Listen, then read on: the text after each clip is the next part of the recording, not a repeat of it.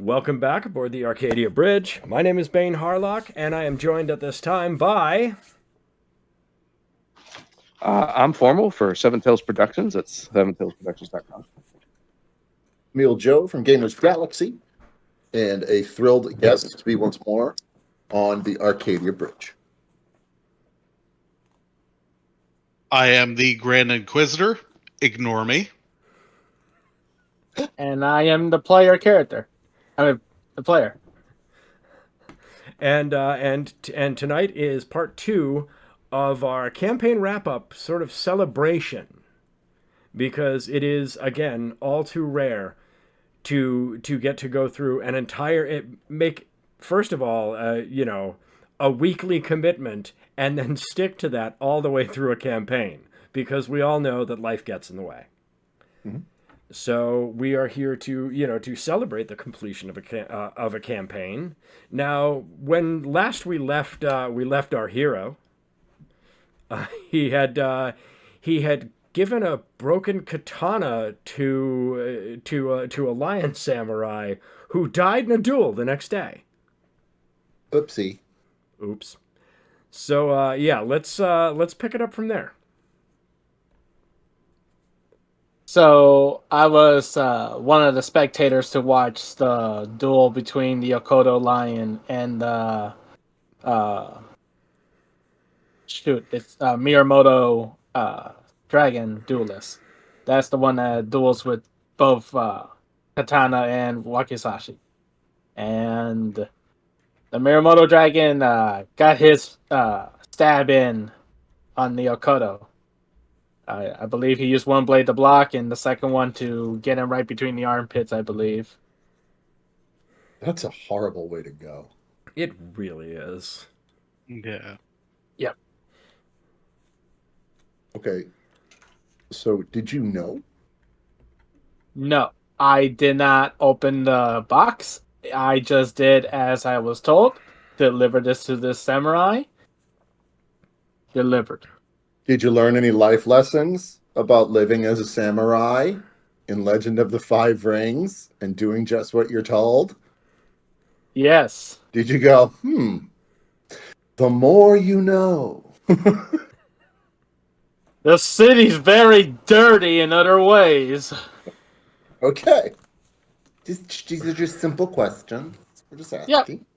Yep. It's a bit of culture shock for Okay. the character because, Okay. you're living in a fort. And again, to bring everyone up to speed, his character, the game that was finished, the campaign that was finished, is called Legend of the Five Rings. It's a campaign that lasted, what was it, a year? 15 months. 15 months. So a year and 3 months. They met every week. His character in this game, you make human characters that are samurai. The variation comes from what clan you choose to be from and what specific dojo or school you choose to train in. Once you choose it, it is a different system than Dungeons and Dragons. Dungeons and Dragons is a very open, liberal, creative system where you can be second level and gain a level and say, I'm going to take a level of this. And the next level, I'll take a level of this. So I will be a second level thief, first level bard, first level magic user. Great. That does not happen in Legend of the Five Rings.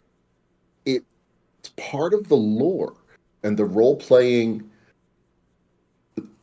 It becomes this vivid role-playing ability because the clan you pick is a very ancient and established major clan. So there are ways you are expected to behave.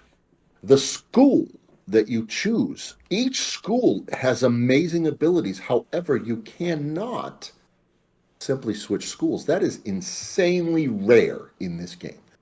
So you're not bound or restricted because the abilities are so empowering that once you unleash them, you literally unleash these specialized abilities in combat or in courtier settings or in roleplay settings in any event to either buff your other characters, to protect, to do damage, to find information. They are extremely specialized skills, and it allows a lot of freedom with the dice, which are symboled dice instead of numbers.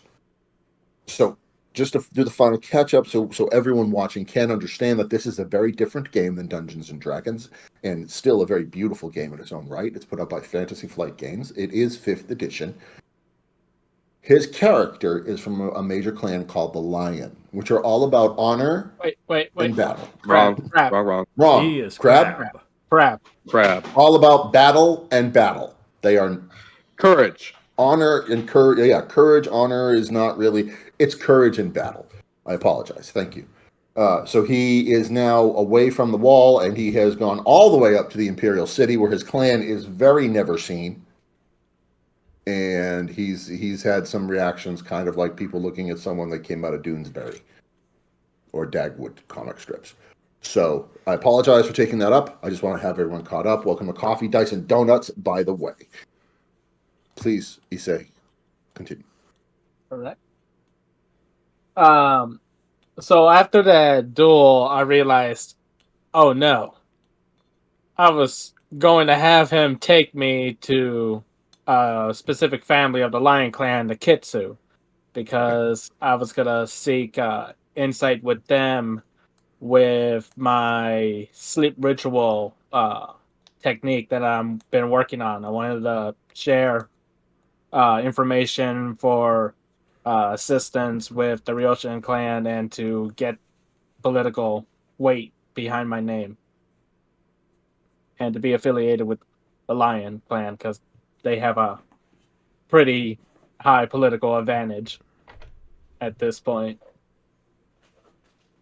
And yeah, he's dead. So I Whoops. believe I was going to go to another lion in a Oopsies. coma, right? I went to a coma I do. next. Yeah, I do remember in the coma or Ide. It was someone in the unicorn clan. I have to check my notes. I have a question. Because so some of the details get a little lost on me when I was in the capital city. Right. The next major progression, I just would like to ask real quick to Andrew. Firstly, was that an established part of the campaign that this lion was going to get punked and die in the duel because of the sword that was given as a gift by the character? Yeah, ahead? that was 100% planned ahead. So the circumstances around the sword is he did it in exchange for a favor with somebody. I believe it was someone. It was an Ide diplomat, someone relatively low ranking in the grand scheme of things, but you know, around the level of power that he could kind of associate with freely. So yeah, that was 100%. Like he had made friends with this lion. Prior to, and then you know when he was talking to the diplomat, you know, he needed something from him, and Okay. the diplomat's like, oh well, I'll do that for you if you deliver this box for me to this guy. Okay.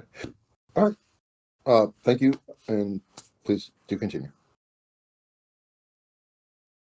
So let's see here.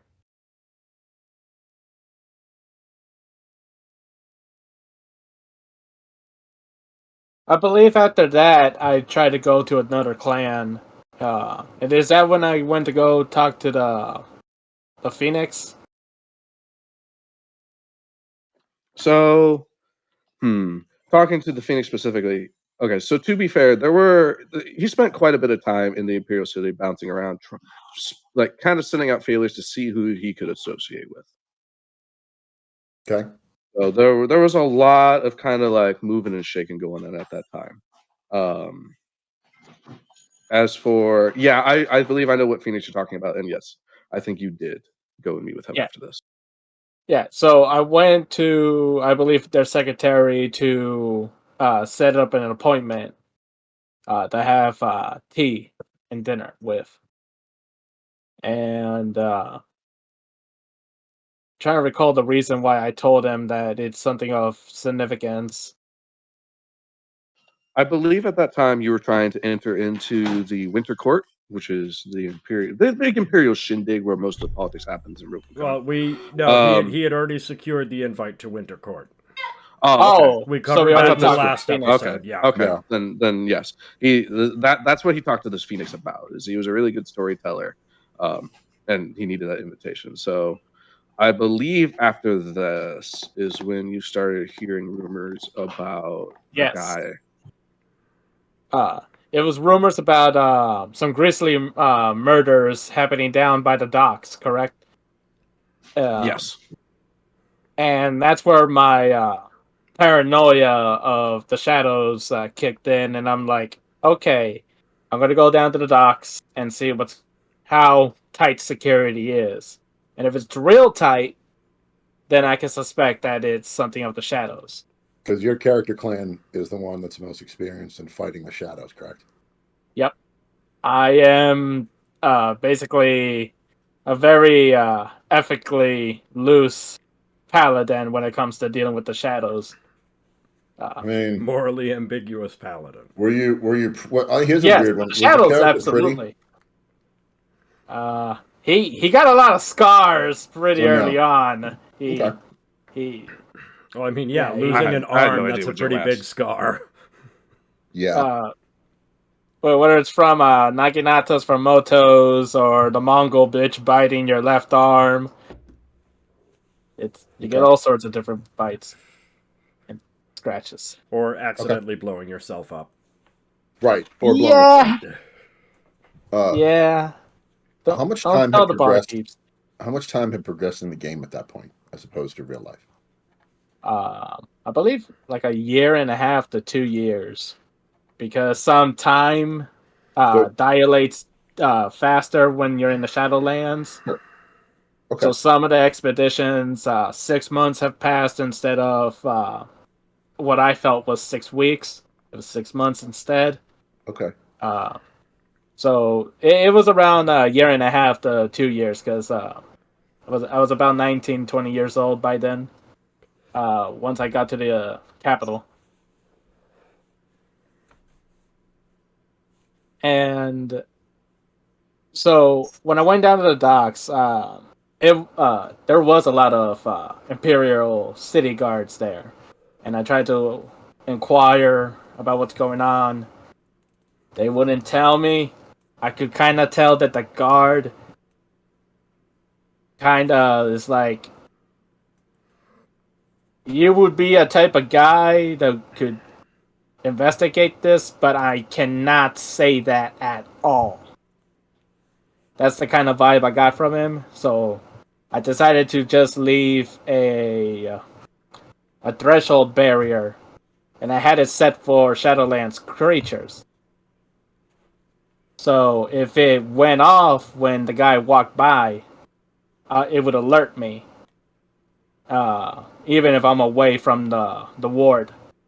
So I went ahead and placed it there by the docks, and I went to go retire in Phoenix Temple. And I believe in my sleep, the threshold barrier went off, and I woke up immediately. And I went to grab my Jade Golem, and the Hidas already left for the Temple of Sanu Wo, correct? They weren't with me, so I was by myself with just Jade. Okay, so that's where we just hit the dash to go to the docks. Once we got to the docks, I investigated around. Couldn't see anything. Couldn't find anything. Is that when I went to the sewers? Did I find the sewers there? Yes, it was around that time. You started like his leads kind of led him towards the sewers. Okay, my investigations did bear some fruit. Okay, I was able to find a vague trail into the sewers, and that's where I found some Ada, and some of them were sick, and some of them had some nasty diseases, and I tried to treat some of them.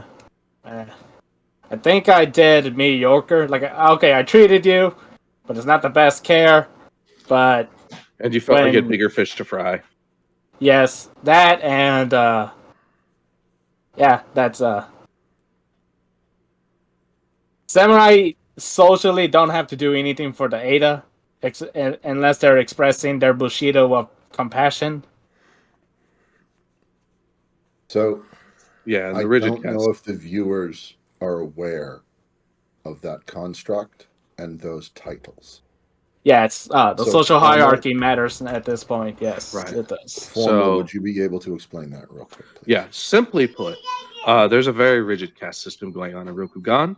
The Ada are so low in it; they are considered outside of what's known as the Celestial Order. So, as far as the caste system is concerned, they're not even considered people.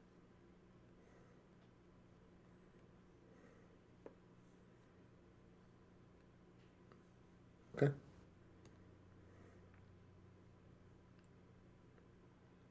What was the next problem that presented itself, formal, for him? Well, The next major, right. So the next major road thing. up that came through. All right. So the next major thing that came through was that during his investigation into following this, creature, he wasn't quite sure if it was the same one that he blew his arm up to kill. Um, he had gone to a library. My son says hi. He had gone to a library to do more research, and this library was known by a group known as the Jade Magistrates, which is a very specialized part of the government that also investigates similar things to what the Kuni family would. Okay. And he had some interactions with some magistrates. Where like they got together at an ice cream social and he was like, "Hey, I know I never said this before, but here's my number. Call me maybe." And they were like, "Ding, ding, ding, ding." No. Well, they're very secretive, you know, even to someone such as him. So I believe he encountered a piece of evidence that had gotten stolen. Um, and in his pursuit, he may have been a bit overzealous. What? Overzealous? Huh? Whatever I could you mean? Yeah, I didn't know if you wanted to play that part out. Sadly.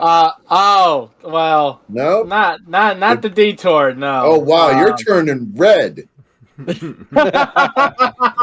Like Okay. he's all right. Yeah, now we have to go into this. Those who wish all right, we'll play it out. We'll play it out. Please raise your hand.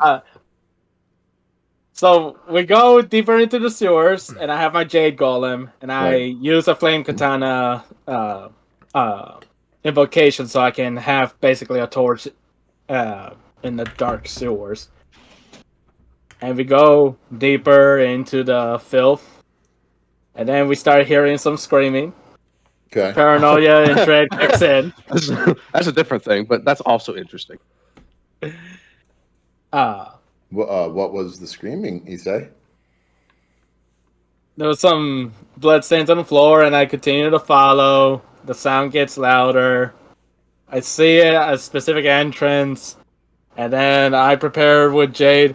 And on the count of 3, we come in, busted in, guns a-blazing. We kick in the door, and turns out it was a secluded private place where, if you know, it could be quite romantic. And we found Whoa. a random samurai couple, I believe. Whoa. So, for the most romantic spot in the Imperial City, the shining Imperial City. Yeah. Go to the poop tunnels. Yeah, deep it's not deep in the an sewers. Turn left at the third bloodstain. Left at the third. To be fair, they weren't in the sewers. So yes, that was a mishap that kind of misdirected him when he was in the sewers. But yeah, to bring it back, I think during that investigation, like I said, he had found a piece of evidence that was leading him towards the Shadowlands creature, and it got basically he got bumped into somebody on the street, like you see in the movies, where like if someone bumps into you, you start checking your pockets. It's like, hey, that person stole something. Okay. Yeah, because I got some Shadowlands tainted blood evidence in the sewers. And I was gonna bring that to the second Lion Samurai as proof that I know what I'm talking about, and that this is something for him to get a lot of renown if we hunt down this Shadowlands creature. Because that was going to be the favor to help each other. It's like, hey, we kill a horrific Shadowlands creature in the Imperial City. That's a lot of social clout status boost right there. Because they haven't been attacked by such a creature in over 100 years since the Battle of the Cresting Wave, correct? So that would be something Battle to of note. the Hair, but yeah.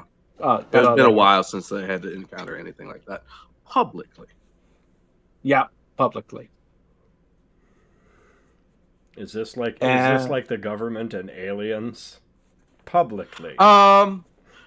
Kinda like the Jade Magistrates operate like I had implied that they're like things like this were not the most uncommon, but they didn't happen often enough that the Jade Magistrate had to reveal that it was an operational form of the government. They were just like, no, it's defunct. There's no need for it.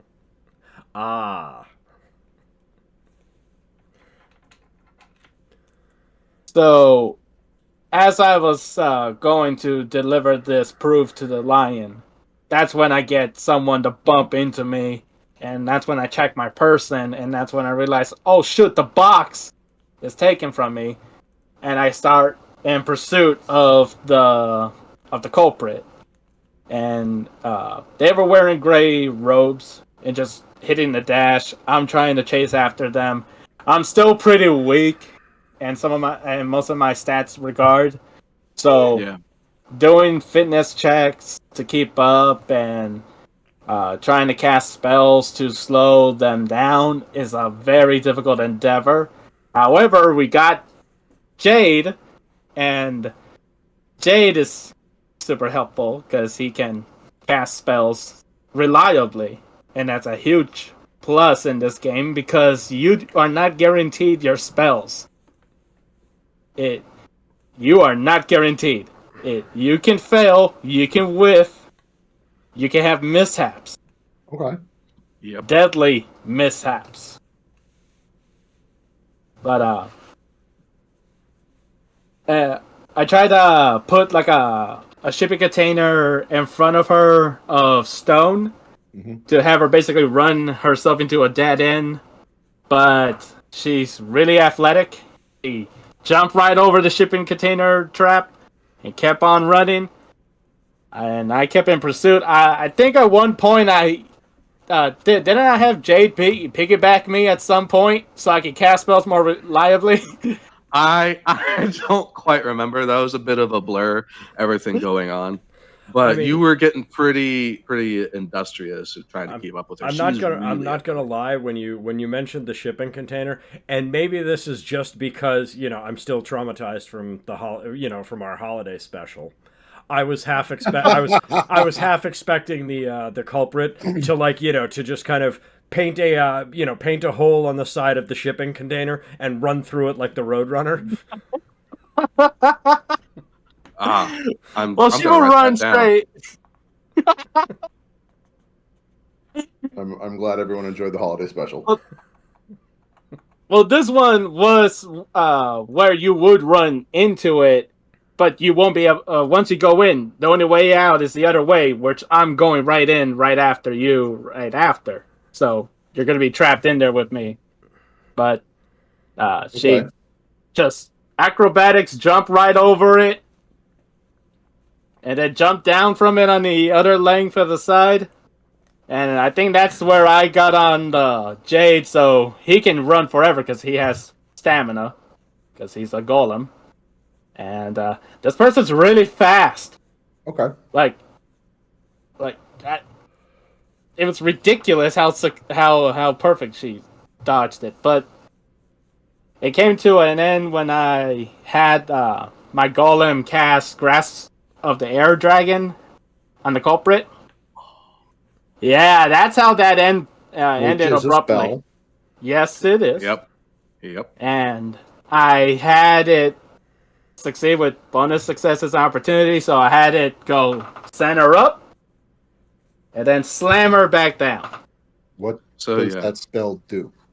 So what That's that exactly spell it. does, yeah, what that spell does is it sends currents of air to lift up your target, and you have the option to move them around a bit and set them down gently, or just slam them into the dirt. He's like, smash! Oh, Give me my box back. And she rolled a fitness check. She tried to catch herself. She landed on her arm really badly, and she ended up losing about half her arm. Okay. At the end of the day, but she was unconscious, and that's where I ran up to catch up, and I went to go check, but then the Imperial Guard started to intervene. Okay. And they were not going to allow me to touch the culprit. And that's when I did a vicious command check. And I managed to get them to back off for me to check the body. And I found the box. I made sure that it was intact, everything. Because it had tainted blood in a vial. If it got out and compromised, who knows what can happen. And I made sure that that box was not gonna have that shatter. It was okay, good, because it's just radiation, basically, in a way, to treat it. Okay, I need to throw something on pause here. Going back to something from our last interview, and now this. She lost half her arm. Formal, what is your obsession with taking people's arms? So, first off, in my defense, like who hurt you? Who hurt you? I have both my arms, so no one else will. Okay, so the game is set up. Yeah, just all dock workers. No, so the game is set up so that it has a very vicious critical hit chart, right? And when you have a critical hit, it goes on a scale of 0 to 16, where 0 is you're fine, 16 you die instantly, or 16 plus. So somewhere in the middle of that is when things get broken, things get lost, things get gravely injured. So the reason that I have a propensity for taking people's arms is because, narratively speaking, as this game is based off the 5 rings, the 5 elements represent a different part of your body. Mm-hmm. So oftentimes the arms, I believe, are connected to the fire ring, which is also the one that, if you succeed, is going to have the best chance of success. Basically, the way that the fire ring works is if you succeed, you also tend to succeed very, very well. So when people make that check and they fail it, they tend to lose an arm. Okay. So it's not necessarily that I have a vendetta. It's I could have them break their spine, I could have them break their leg, I could have them lose an eye, I could have them lose their mind. Yes, but you seem to keep going for the arms. Well, like I said, the fire ring is very powerful if you manage to succeed with it. So it's just where it's tied to. There's some divvying later on, I think. All right. Don't worry. There's a laundry list of injuries. Now, while we're kind of behind the scenes here, that pursuit, Formal. Were you actually rolling this, or was rolling these out? The acrobatics check, all of this, or were these planned story beats? So this was a planned story beat. I do remember actually rolling this out. Okay. I think for the shipping container, I think I rolled that. That might have been fudged, but for this smash into the ground, that was 100% a roll. Oh yeah, because she could have died. I'm just talking about the entire pursuit sequence. Was this like a story beat, or was this something that that developed organically? So it's a little bit of both. So it comes out that this person that stole a box is a Jade Magistrate. So she's very good at what she does. And so her athleticism was supposed to be a cut above what he is used to encountering anyway. Okay. So I was able to lean into that mechanically, and I don't think there was a point where I really went, "Oh, she failed this, but I'm going to make her succeed." Like if he had caught her in the shipping container, he'd have caught her in the shipping container. But it was supposed to be something that she was supposed to be very difficult to catch. Yeah. That's what I was getting at. Like, was this planned to be like a big chase sequence, as as Yeah. sort of a dramatic story beat? Because that's a big part of that's a big part of why I want to kind of keep bringing you in to ask you questions. Because I mean, this is all, as much as this is about the hero's journey, this is also about about what it takes to craft a great story. And I mean, you managed to get a campaign from beginning to end. I mean, that's a lot of story crafting. I mean, as as any DM sitting on this panel can tell you, crafting an elaborate story is a lot of work. Yeah, I do remember that this was supposed to be his introduction to the Jade Magistrates, and it, like, I guess technically that's if you keep your goals simple, it's a lot easier to say they're accomplished. He did meet the Jade Magistrates, just not how I envisioned. Yeah, Or sounds anyone. like it. All right. I met a lot of people in different fields. All right, so let's get back to the story, and Sal, where does it go from here? Because I know as we were going off the air last week, Formal mentioned something about going to prison. Yes. Yeah. This is the part where Yeah. I find the Mond of the Imperial Magistrate.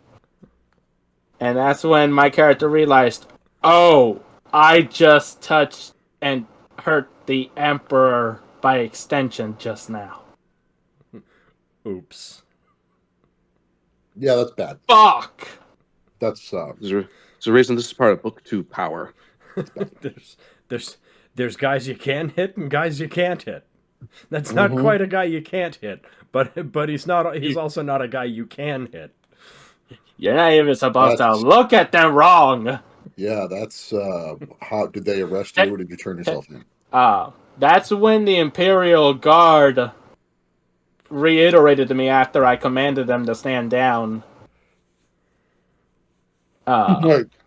Do the thing that they said. For attacking the Emperor, you are being arrested, or something like that. Yeah. The Imperial Guard told me. So hold up. I just want to clarify something. You beat up the girl. Chop off her arm. Maim. No. Yes. Yeah. You slam her arm. Yes. You come up, right? You realize, oh, this is basically high-ranking CIA member.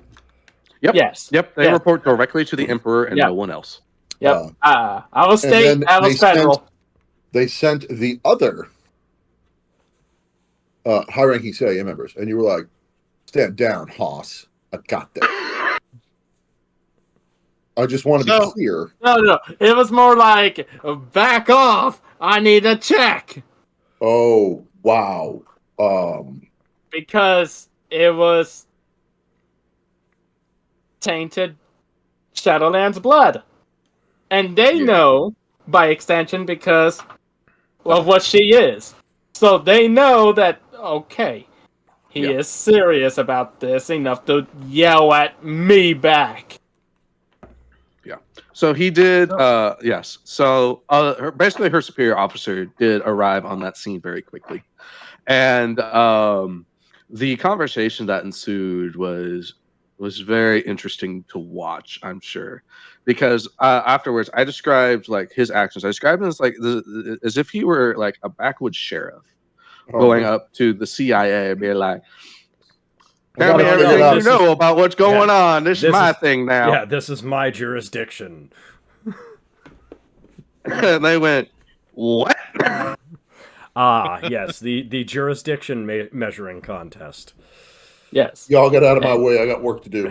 And what? Also, they all could sworn that I am also in an extinct department, by the way. So it's like, wait, a relic exists? Did, And they're did not Sheriff, very smart. Did Sheriff Buford T. Justice just tell us Yeah. that this is his jurisdiction? My investigation. Right? So does that mean that the Emperor was after the vial? No, not necessarily. Like I said, so the Jade Magistrates, they deal with the supernatural phenomenon more than any other branch, and they operate in secret, and that's why they report directly to the Emperor. So the Emperor may not necessarily have warned or known and wanted this done, but basically this was their assigned duties, is to cover this sort of stuff. So Got you. I believe after this, they did attempt to arrest him, and You went straight up tombstone. I don't think I'll let you arrest me today. No. I refuse to be arrested like this. I'm I not refuse there. for my endeavors to go down. And yeah, they're like... And I'm just there like... I pull out the glass katana that the Kami Okay. Ryoshun gifted me. That's And I pulled it out, and I asked for the Kami Ryoshun, the manifest. Yep. It's time to talk to your brother. So you you- summoned the lobster god. I divine intervention summoned the Kami Ryoshun. you Yes. Did summoned it work? you summoned a living god to get out of a speeding ticket. You can have a speeding. Yes, he did.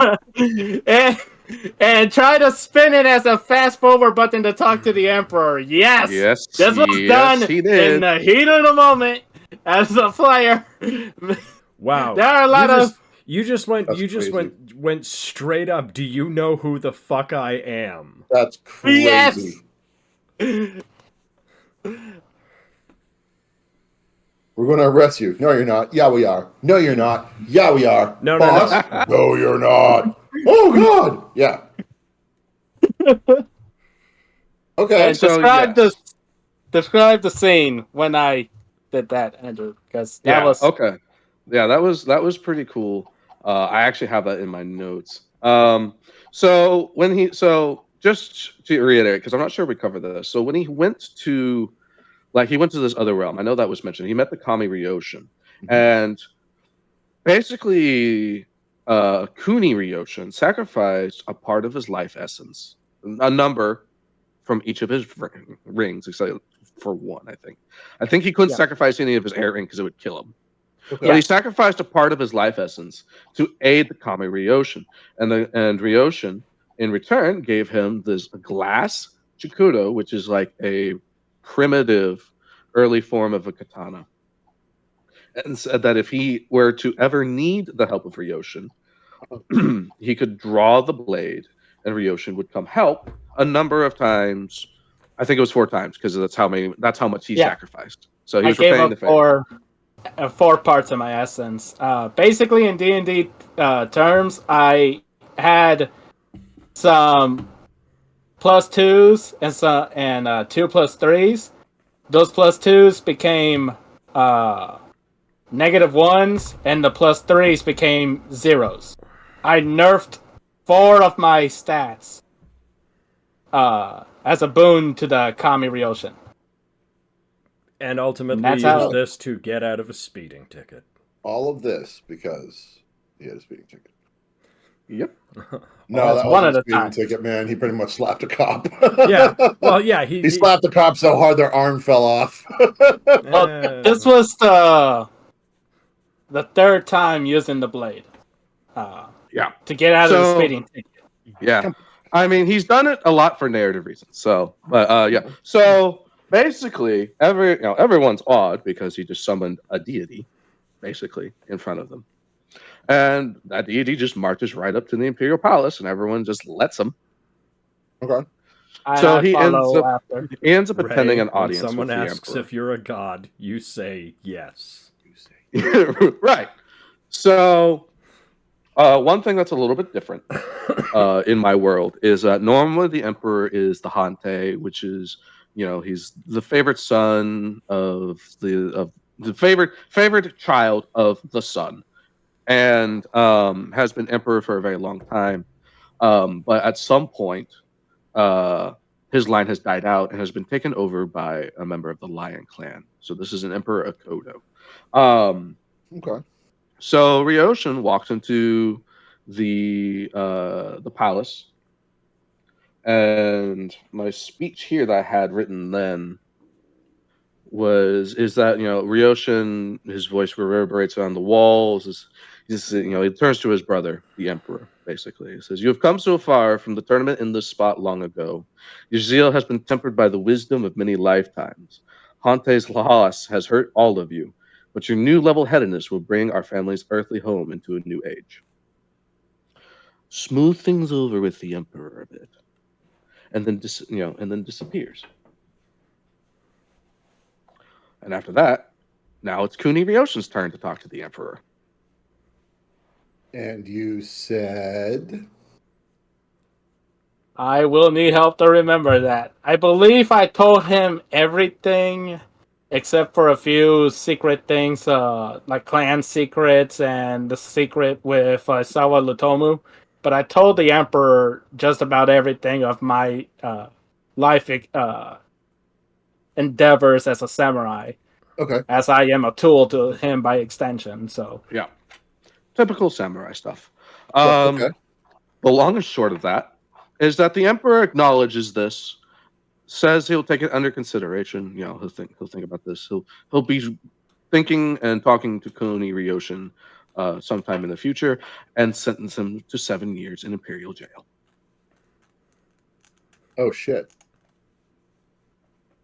So did you fast forward that? no, Sort of.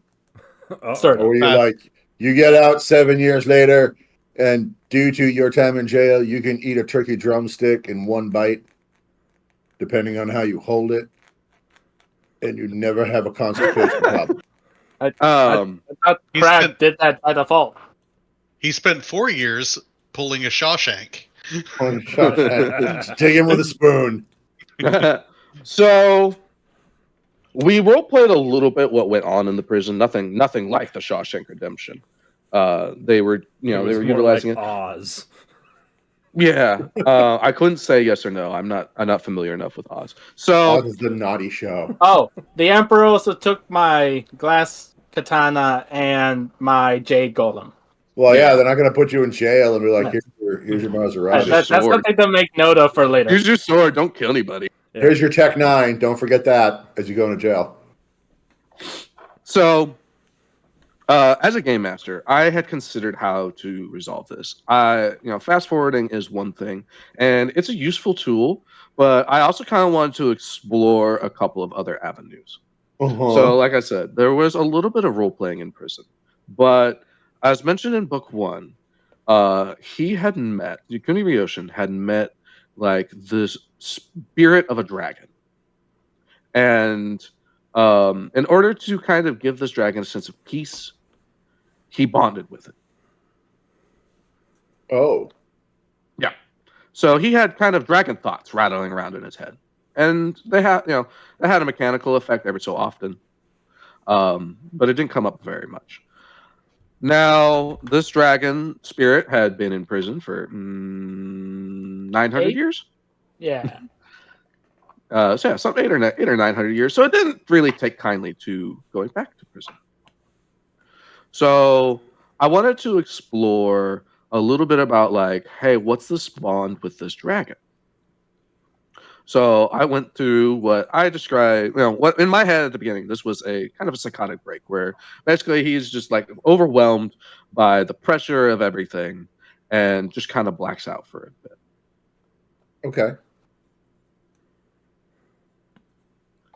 So he wakes up as somebody else.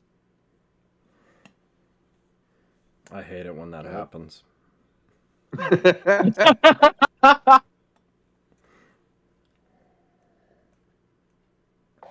So Go on. Taken a little bit from Dungeons and Dragons 5e, he was part Steel Dragon. Steel Dragons like to walk around pretending they're people. They Just live as a as short, people. yeah, exactly.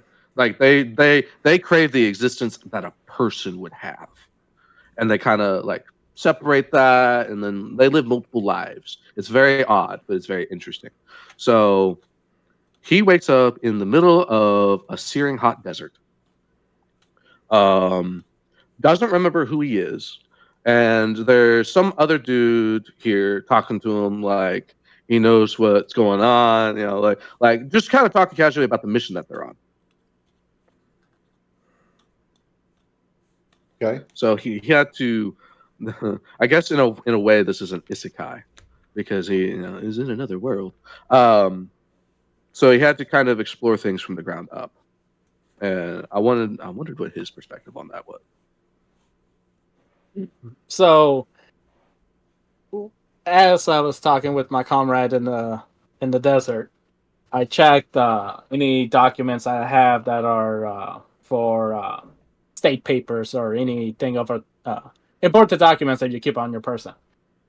And I realized I had a document that gave me a lot of leeway in the city of Lu Bahadir, which is, and when I read that, I remember I get a pleasant feeling of joy of the city.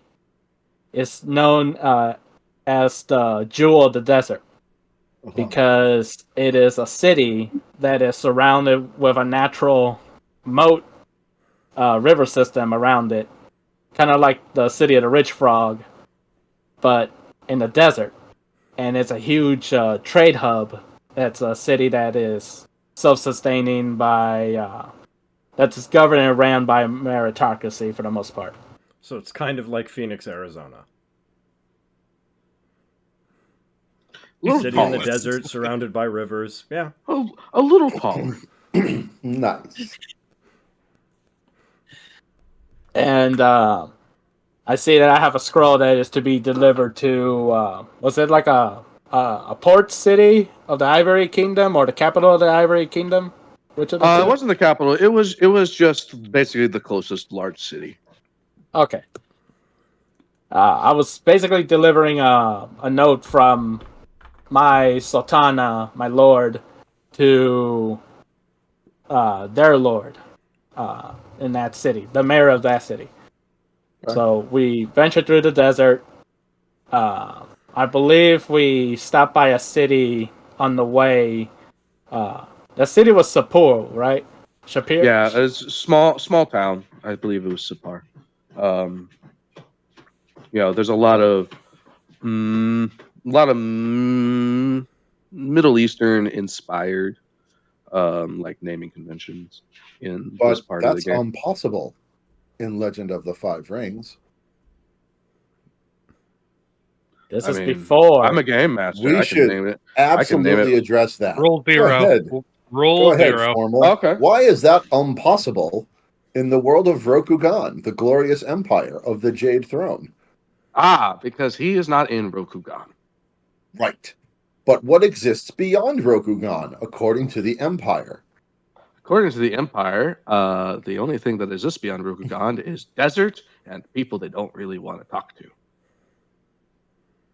Correct. There are no civilizations. They are all scattered barbarian tribes known as Gaijin. You are to kill them on sight. You are to destroy any Gaijin material on sight. If you are found with Gaijin material, you are killed. Yep. Lot There of nothing beyond the borders of the Grand and Glorious Empire of Rokugan. Yep. That is a tenet of the game. So at this point, what you're saying is during Book 2, but it seems to be the middle of the campaign of Book 2. Yep. At this point, he's realizing in a very, very harsh reality slap that there are, in fact, other nations. That is correct. Okay. Many and well established. Go ahead. So as we go to we're going through Shapur, Shapur, whatever the middle city, town.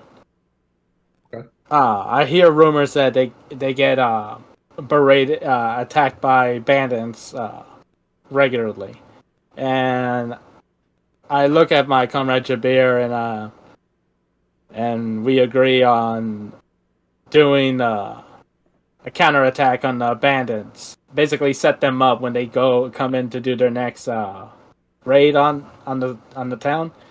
We'll let them think they're gonna do their usual thing, and then suddenly you get jumped and attacked by various things and by the people. So we do some preparations. I managed to convince some of the town folk to assist us and setting up some traps. I believe I tried using oil, right? Like barrels, like a barrel or two of oil. I believe Something so. flammable. Yeah. So something that I wanted to get across is as he's exploring this new part of the world, he's in another body. He doesn't really have access to anything that he has as a character up until this point. He's someone else entirely. So this small town was served to help him get to know his new skill sets and specialties because basically he got a new curriculum. It's kind of like Tropic Thunder with the guy playing the dude disguised as another dude. So That's was this a new character with a completely different set of skill sets? Yes. So functionally, this was an entirely different character. As far as the player is concerned, like there is something that links him back to his old character. Like he still remembers his life in Rokugan, but he's Oh. also like kind of experiencing this whole other thing, and he can't call upon the powers that he could while he was a samurai because basically those were priestly prayers, and for whatever reason he cannot hear Your the gods don't spirits live that he here. would exactly. wow. That's Yeah. wow. Does anyone want to ask the question that's kind of hovering there, or do you want me to take it? Go ahead. By all means. Formal. Hmm. You have a professional role playing company. I do. Okay. Was there at any time when you were planning this and you revealed this to the player who has retained the contract to game with you? Was there any moment where as you revealed it you were like, oh, I hope this isn't too much, I hope they don't go fuck this and walk away? Yes, that was a Okay. thought that did cross my head. Is like, is it going to be too much? And as it started out, like, I also wanted, like I said, this was supposed to start out as a taste of something, and I'll let you know now it ended up becoming a little bit more than a taste. But I definitely established it in a way where I could have an easy out, and he could go back to where he wanted to be if that was something he decided. Like if I get the sense Okay. that he wasn't enjoying this new realm, then I could just end that psychotic break, and he could wake up 7 years later in jail. Coming out of jail, we could resolve the stuff that he had set up beforehand. Okay. I like to have a lot of little threads, and whichever ones he pulls on, I'll make sure there's something there. If he doesn't pull on it, we'll go back to the ones he did. So it's all about, and this is a mechanic side. And as a one, I have run campaigns for a very, very long time. I have run them both in a professional capacity and not in a professional capacity. And yes, there is a point where if it is presented in a way that there is no escape, if it is presented in a way that is not what the player is used to, if it is presented in a way where they do not see a resolution, there is that chance of losing a player or a group because they will literally be like, "Fuck this, I'm out." Yeah, and walk away from the table. So that if you're presented with a no-win scenario, very few people find that fun. correct, unless you play Dark Souls. Or Right, or and even you're a then, Star there's Trek win fan, eventually. Kobayashi Maru. Right. So to everyone listening, that is really super important. The difference between a player experiencing insane shock and looking around, what is this? What has happened? What is happening? So they can actually experience there was a show called Quantum Leap years ago where he would wake up and be completely different. Go, oh boy. And having to fight through that in a new series of Discovery, the difference between that and making, unfortunately, a player or players feel stranded, feel feel pushed on, feel like there's no out, is they have to be made aware of their options. This can be done in game, out of game, or both. I really think that's an important point for anyone that wants to run a game. Inquisitor, do you have anything to add? No, I think you hit it right on the head. Okay.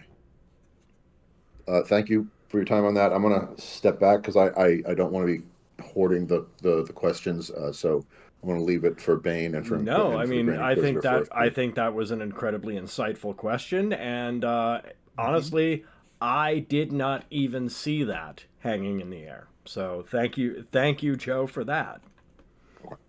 All right. Please continue, both of you guys.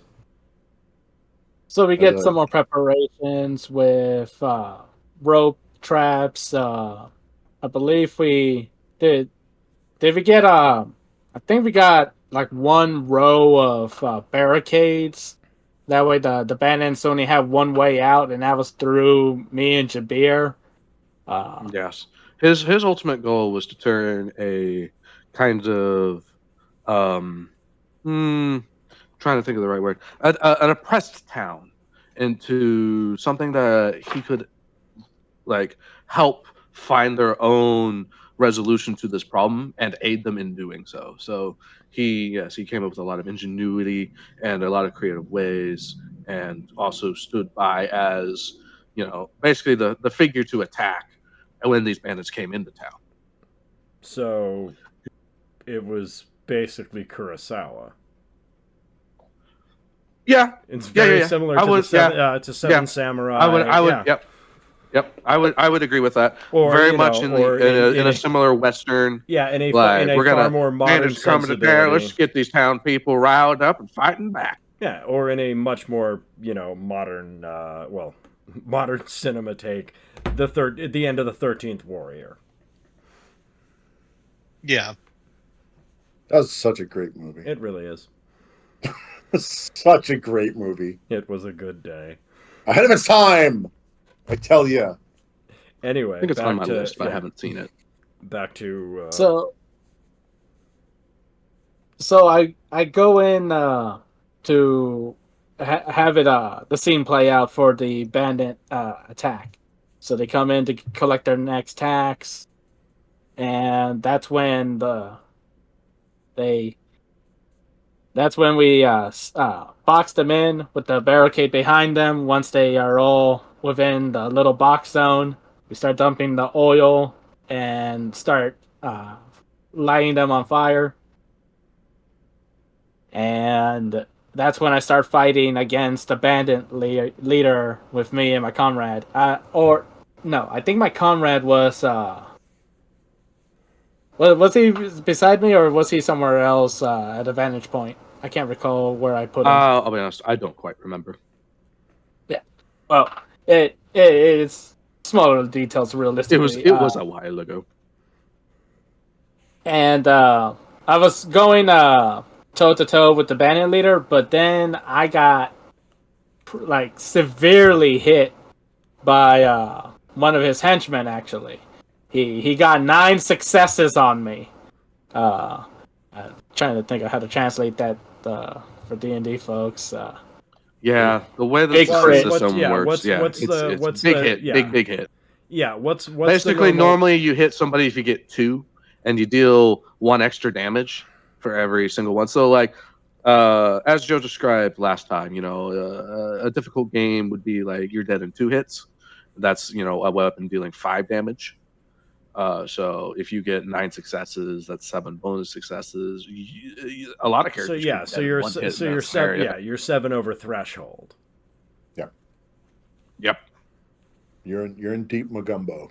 Yeah, I Mhm. got double damage. severely gashed, and that's despite being a heavily armored warrior with I believe it was would it be like breastplate or chainmail equivalent armor and It a was buckler. equivalent to chainmail, and he also had a shield, which is Yeah. something you don't find in Rokugan normally. Yep, and I carry a scimitar as a weapon instead of a katana. And I got pushed to my limits, and I had to switch over to the dragon side, and I flame breathed the bandits and uh, try to get ahead. I basically ditched town after that because I cannot be found out that I am a dragon. Yep. As I That's said, another thing. the steel dragons like to pretend they're human, but he could still revert back to a dragon, and he just melted half the town with dragon breath. Hey guys, great night. You didn't see me. I was never here. I don't think there were any casualties welcome to of the NSA people who live there, headquarters. You but are yeah. here, but we are not. Yeah, you are here, but we are not. I hope they have Act of God insurance. Right. Okay. He turned a lot of sand into glass because dragon fire is very, very hot. I'm gonna step away real quick. This is Coffee Dice and Donuts. This is going to continue, but I'm going to step away. I'll be back in 2 moments. Thank you so much, everyone. 1,000, 1,000. So, as I flew away, I polymorphed myself back, and once I found Jabir with the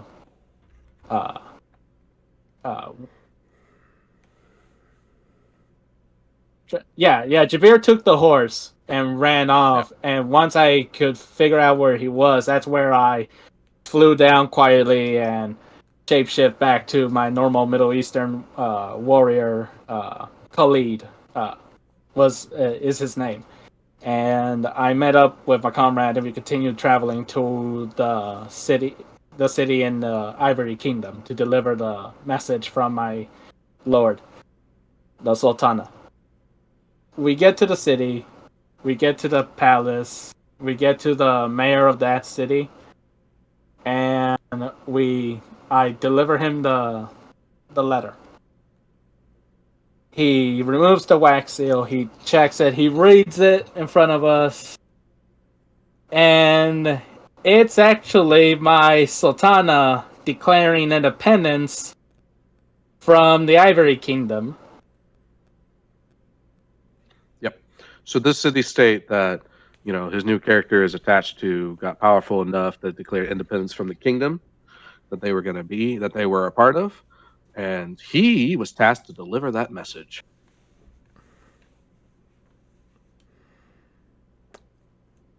I Did they take it shoot that the did not messenger? go well.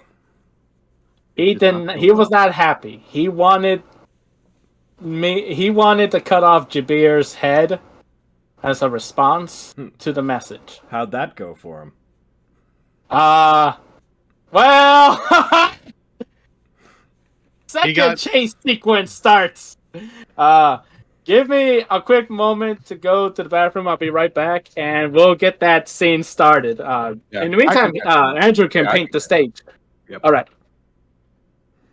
So he delivered this message, and the guy who's reading the note got very red-faced, very upset, and wanted to cut off the head of his compatriot to send it back as a message to this is when I think of your independence. And yes, as he said, the next chase sequence started, and basically the both of them had to very adeptly kind of get out of the city alive well, people are shooting arrows at him because this So- isn't going well. Did you find out if the Benny Hill theme song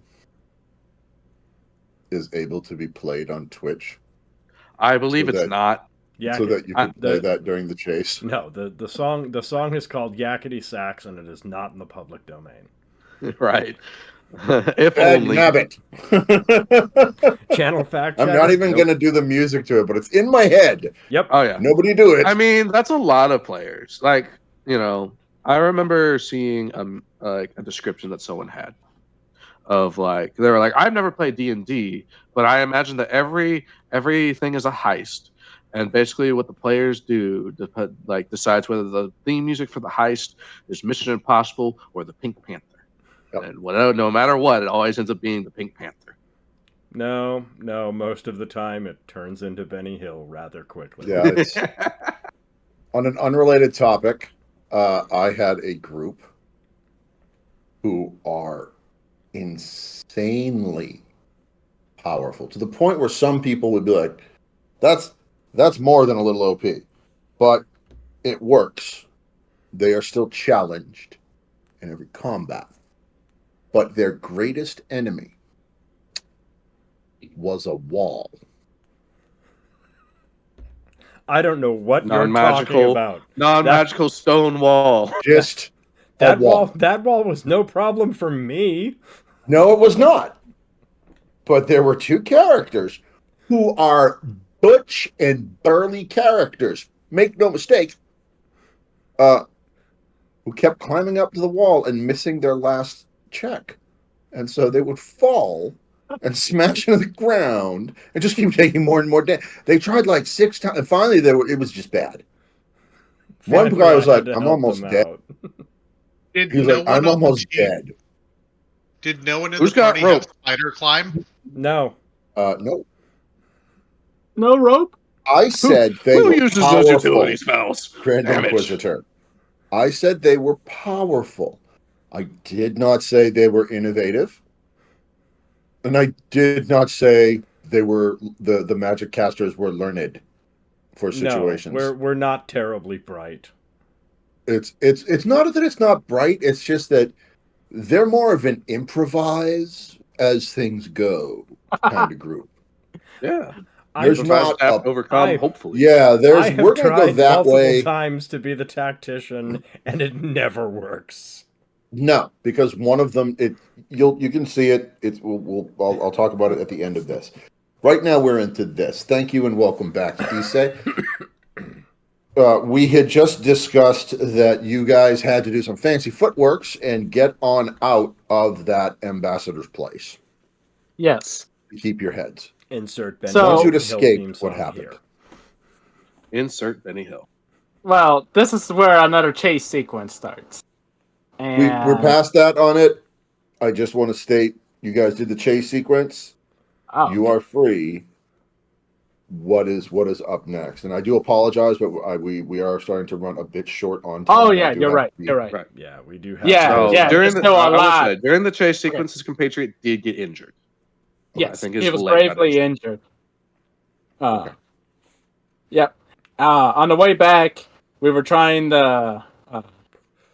I was basically my dragon urge to eat kicked in, and I ended up eating the horse. Well, at least he Okay. didn't eat the wounded guy. We can get away Oh, now that we've there was thrown a this one. non-zero chance of that, though. That is true. I think he rolled dice on that. Hey, I mean, when you're being chased by a hungry dragon, you don't have to be faster than the dragon, just faster than the next guy. Faster than Yep. the dude next to you, man. He couldn't run at all. Hey, to There's be completely tigers. honest, in that setting, horse is more important. No, that's Yes. true. No, he was That's a dragon. true. He was a dragon. The horse was actually slowing him down. Oh, But that's right. That's right. So We're not talking about him. We're talking about the poor bastard next to him. as I Watching the horse get eaten. yes, as I am eating this horse, he's just watching there like sleep paralysis, like oh. Oh Okay. no. I took And I'm- Benadryl and I owe the Hat Man money. And I'm telling him about, like, you see, you could have just lost your head there, but I do value you as a dear friend. And I'm using one of the rib cage of the horse to pick my teeth after I was done eating the said horse. Now get on my back. We'll fly away dinner. Breakfast. Get on my back, my faithful sidekick, That- chicken nugget. So that's exactly it. We fly, and once we get close to the outskirts of the city, that's where I shapeshift it back to human and basically drag him in to the city gates. And it's like Yes. he's gravely injured. Yep. We lost Through- our horses. Through the power of dragon flight, he ends up making it back to his home city of Lut Bahadir Okay. and drags him through the And- gates. Gesundheit. Driving through. So I put friend in the medical bay. I go report to my lord. I inform the Sultana about the situation. Yeah, they're gonna respond in kind with military. Okay. So it's war. Yep. It is war. It is war. And We have I we have a home. That's the end of book 2. Go. It was very long. but we are gonna start hitting some beats and throws. So a major point from here is that basically I am trying to maintain my favor with the Lord because there are other people trying to bide for her aid, her resources, and for her support for their own endeavors. As do I. But I have no supporters. I'm just a single guy that just does a lot of badass shit that people can't explain. And I do know of genies, Yes, genies. and to make deals with them for favors. Yeah, because they can be Yeah, because trusted. that because never goes wrong. They're always Hey, good. people. yes, and it was a risk that I was willing to take. I was debating between the Earth or the Void Gen. I end up choosing the Void Gen, and I went Yes. with the Cabal to do the Right. ritual to. Super great. Yep. It's a good choice. Cabal. I was That gonna sounds- say. Yeah. So yeah, even outside of Rokugan, the 5 rings are still an important fundamental part of the L5R system.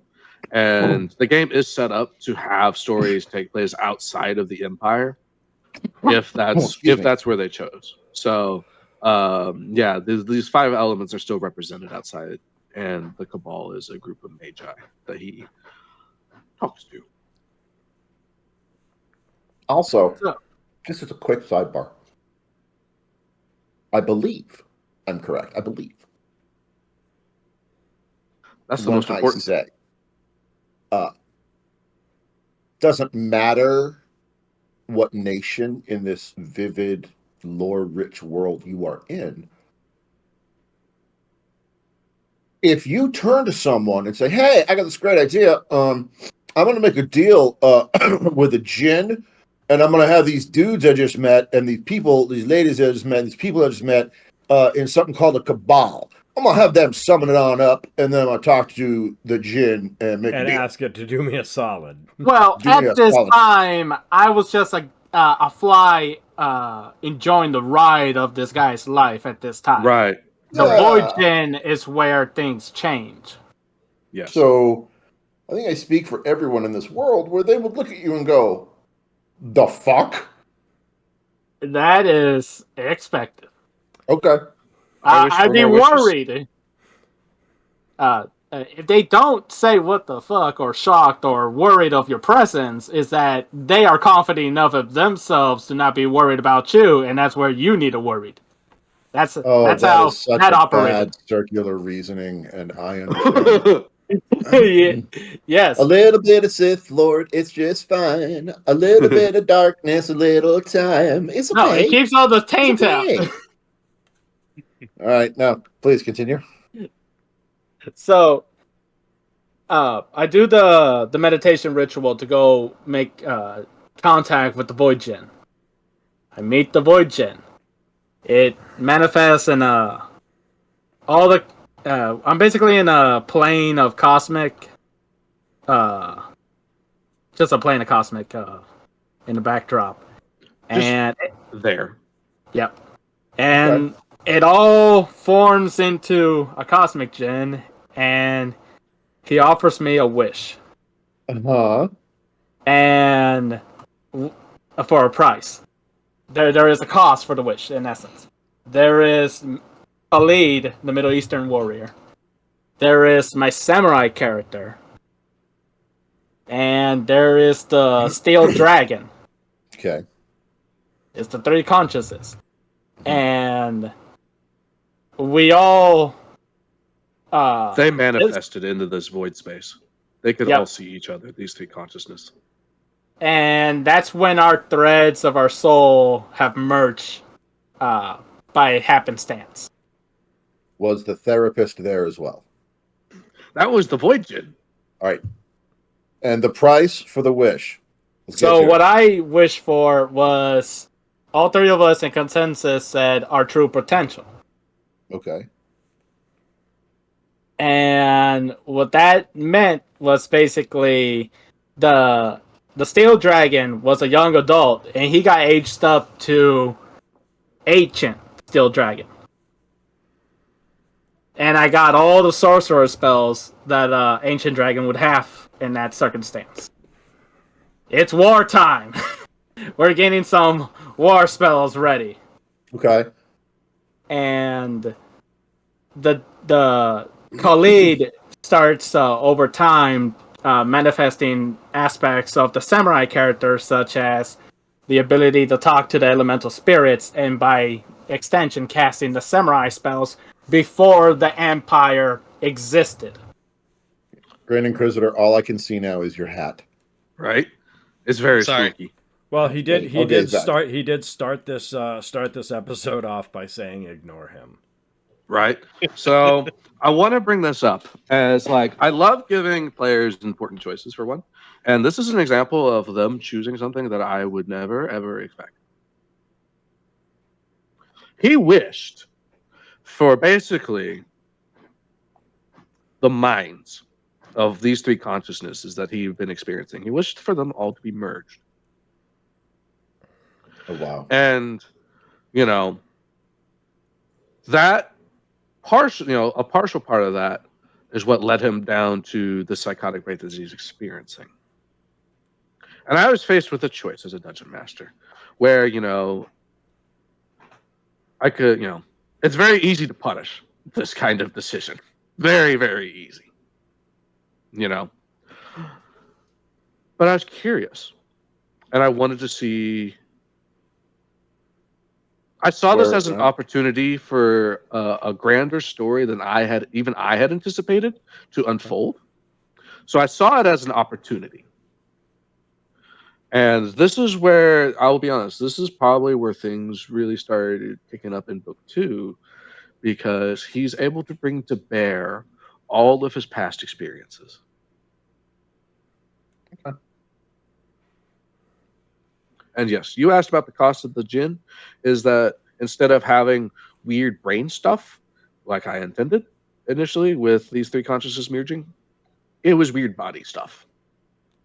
I became an abjuration. Did you grow arms? Did you get your arm back? I got... So the Middle Eastern character... Yes and no.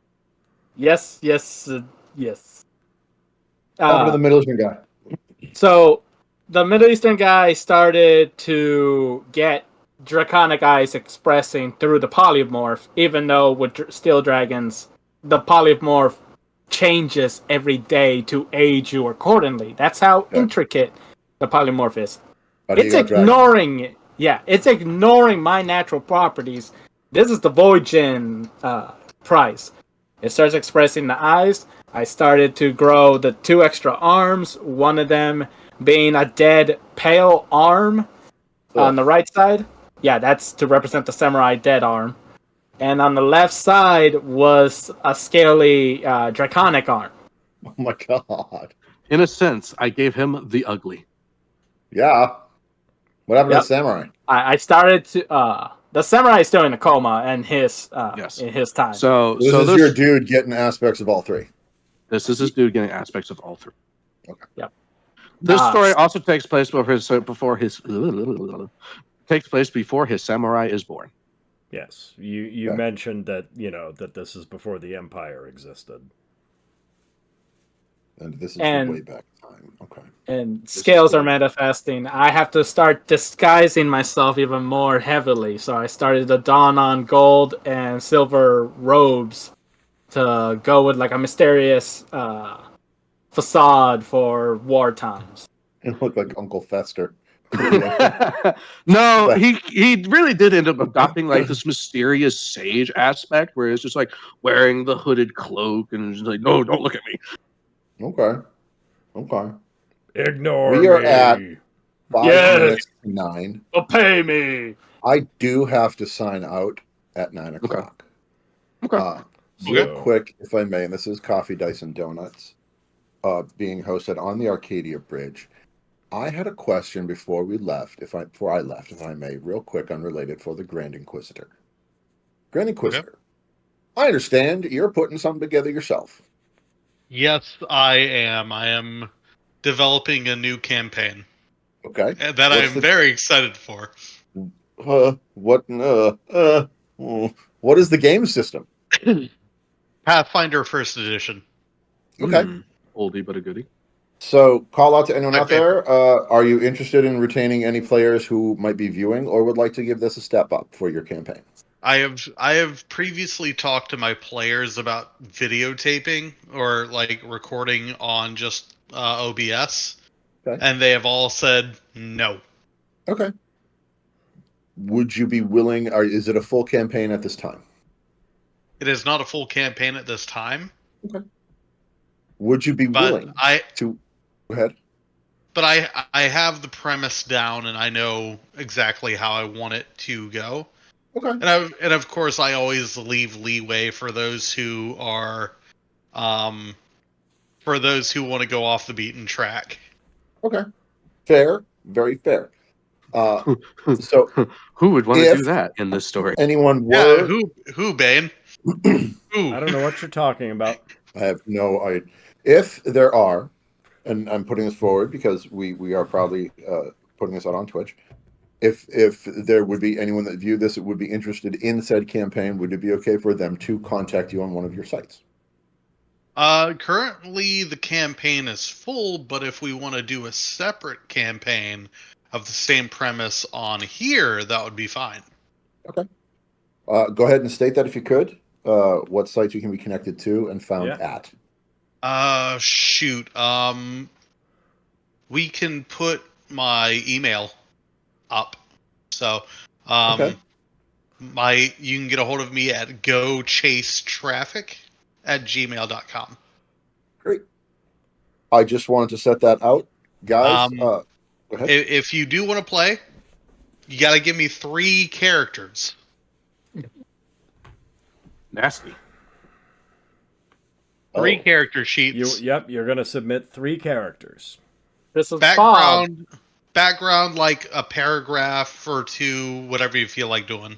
The better background you give, the better I can accommodate you in the storyline.